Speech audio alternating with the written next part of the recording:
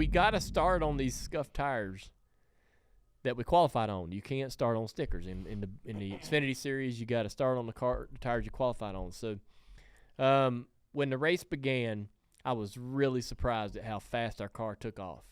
And we drove up to like 15th in 6 laps. I was like, man, this is awesome. We're going to run great today.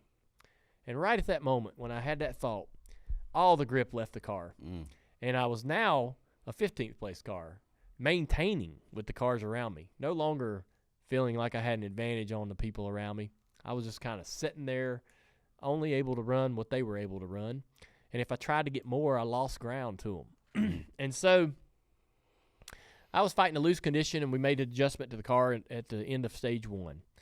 I'm sitting there at the end of stage 1 going, damn it, we're running 15th or 13th or whatever. It's not good enough. Got to do better. I want more. I want a top 10. I should finish top 10. Anything less, I'll be disappointed. And so stage 2, I was loose. I said, man, I'm free. They had in the notes, do not tighten it up if he says he's loose, because we're starting on those scuffs. You just can't trust what the scuffed tires are going to do. Makes sense. They got it in the notes. We talked about it at the sim. We're not going to make that adjustment. We're going to put new tires on it for stage 2 and go. But I complained, and they tightened it up. Oh, they gave in. And so when we started stage 2, I was too tight. I was pushing through the middle of 1 and 2 and 3 and 4. And so now I've made this adjustment that I shouldn't have made, asked for it, got it, and we're still just maintaining. We're sitting there in 15th, not going anywhere. Maybe even struggling more than we did in stage 1. And so, I'm getting even more. I guess the only word I can say is sad. I'm starting to get a little sad. Okay. Right, because I want to run top 10, and that's getting further out of my reach. Right, and so finally, the end of stage 2, we come down pit road. They're like, "Hey, we know what we need to do. We're going to undo what we did. We're going to undo what you asked for, and then we're going to go a little further. We're going to free the car way up." So we fire off stage 3, and I think I drove up into like 9th or 8th. And I'm like, all right, this is more like it. I got something. Yeah. So we now got that front 15-lap speed backs where we can drive forward. But we're still sort of flatlining at about lap 15 or 20 and just sort of maintaining. So that, I think, is inherent in the race car. I don't believe we were going to fix that. In my mind, after the race is over with, I think it's a 4th or 5th place race car at best, without all of the issues that the other drivers had. I believe we're going to run 8th or 9th at best. So I watched the race from last year, and I'm watching those guys, and they are, everybody that got into the fence flattened the right rear tire and had to come down pit road and put a tire on, and that puts you behind on tires, and you're out of the race. Like, your race is over. Right. And so I told myself all week, I was like, whatever I do, I'm not going to hit the wall and flatten the right rear tire. So that means I got to take less risks with the wall and running against it. And so I'm sitting there running stage 1, stage 2, and starting stage 3, and I'm like, all right, I've done a good job, but eventually I do got to get up there and really test it. I do got to get up there and really push it and take the risks in this final stage. And, man, not many people have made that mistake today. I was expecting a lot more problems and drivers having problems hitting the wall and knocking their right rear tire off. But it wasn't happening, so we weren't gaining track position through attrition and things like that. The 16 and those guys wrecked on the back straightaway. That was a few spots we gained. We got lucky getting around that wreck. And then in that third stage, you don't know who's doing it. You don't know when it's happening, but some guys are starting to make that mistake. The 00, the 2 made that mistake last year. And so, some drivers are just starting to disappear from the lineup in front of you. You're out on the racetrack, you're cycling through pit stops, and you just no longer see the same cars anymore, and you don't know why. But you start to, you learn afterwards that they had issues. That all gave us this track position to get ourselves up into that top 6. Now, restarting 6 multiple times. And so, I think we weren't as good as the top 3, We might have been able to run with a 21 at certain, if we had another adjustment or two to race for fourth. But fifth, I think, is about where we should have finished. And so I was really happy that we got the result, the best result I think possible. Yeah. Compared to how things went at Bristol when we had a car that I think might have could have won the race, and we got like no result whatsoever. Right. I'm a big stats guy. I think it matters to me 10, 15 years from now when I look back on these final few races that I'm running, that they're top fives, that they're reasonable finishes and where I should have finished. Right. That'll matter to me. Probably won't matter to anybody else. But anyways, the big thing's the Josh Berry deal. Let's talk about that. I know everybody wants to talk about it. It's fine. We got what happened is all right. Yeah. So the restart before, somebody jumped on my outside and it cost me a few spots. Right. So we're going down the front straightaway, get to the restart zone, gas up. I'm following the person in front of me, and I left the lane on the outside, and somebody jumped out there. Mm-hmm. And I was like, damn it, I know better than that. And so the next restart, we had a quick yellow, and then we had another restart. I'm like, I'm gonna shade toward the wall. So I'm gonna stop somebody from being able to jump out there. So I might even jump out there, go off into turn one and jump to that third groove. So restart happens, and I'm shading toward the wall, keeping anybody from being able to jump to my outside once we get past the start-finish line. Start heading off into turn one, and the cars in front of me were really going pretty well, so I didn't think about, all right, I'm going to jump that third groove and make a lot of ground on them. I'm just going to stay in line right here. I got a pretty good distance between me and the car in front of me, so I got pretty good air on the nose. I'm not going to lose the nose or lose the balance of the car. And right in the middle of the corner,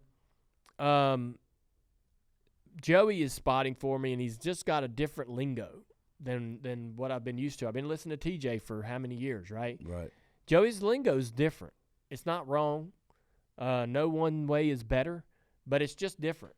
And so he's hollering 3 wide middle, 8 car outside. I'm not sure exactly the absolute, verbiage that he used, but as he's talking, in my mind, what I'm thinking is happening is the 8 cars coming through the middle. And so, Joey did not say that.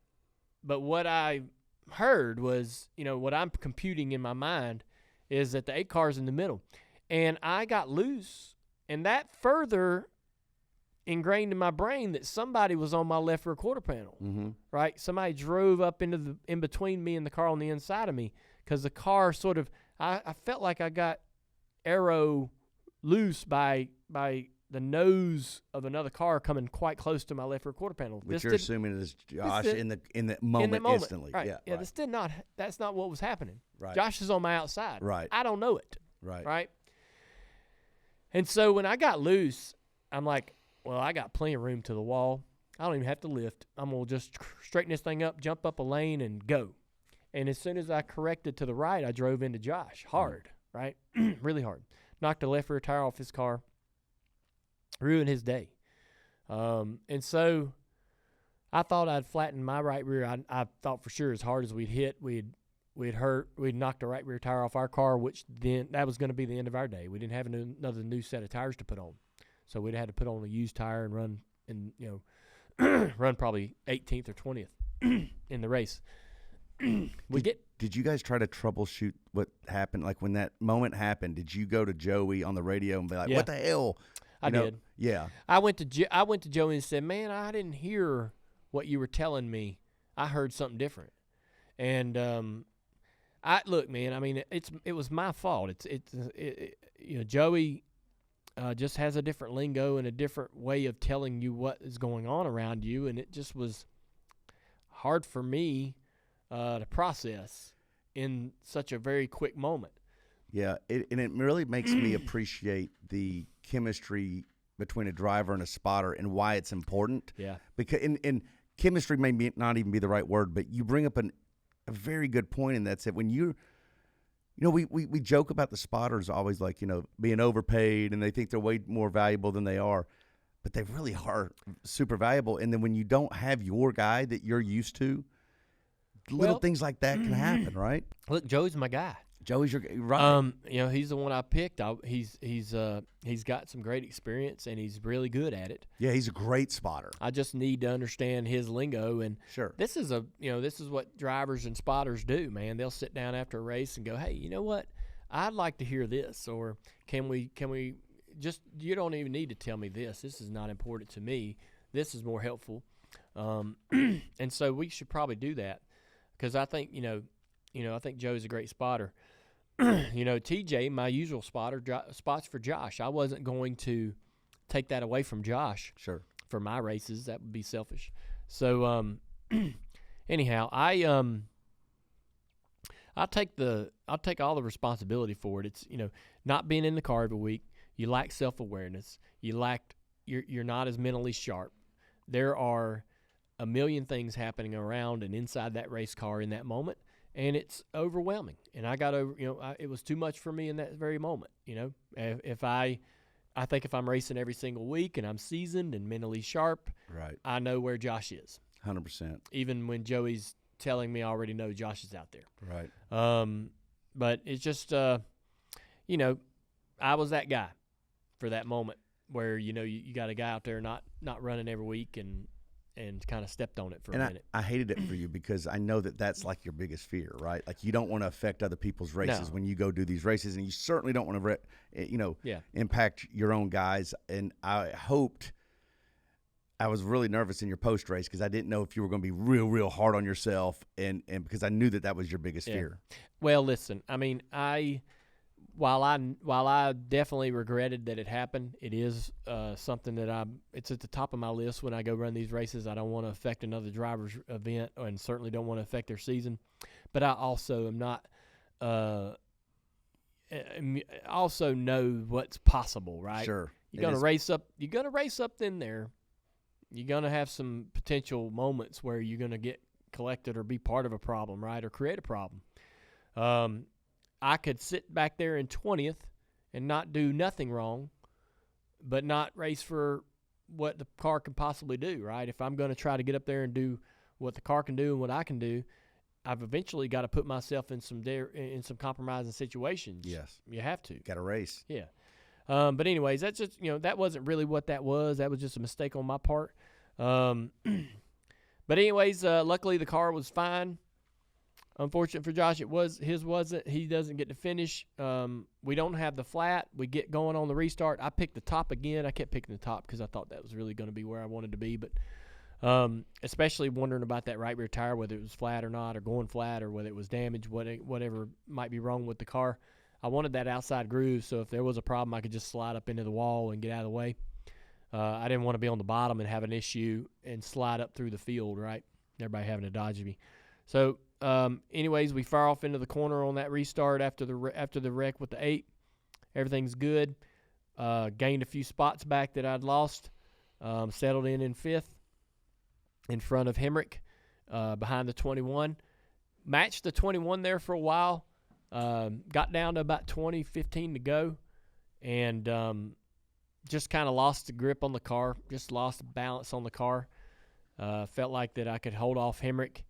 But wasn't going to run that 21 down, so we settled in for the finish and brought it home 5th. I was really happy with that.